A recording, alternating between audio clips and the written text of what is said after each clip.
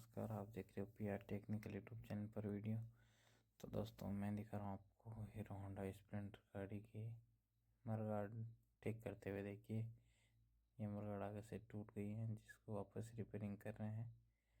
तो दोस्तों देखिए इस बाइक में ये वाइजर भी नहीं लगाया हमने ओरिजिनल हीरो का। देखिए काम करते हुए। तो ठीक है दोस्तों, वीडियो कैसा लगा वो कमेंट में लिख कर बताएं और हमारे चैनल को सपोर्ट करें।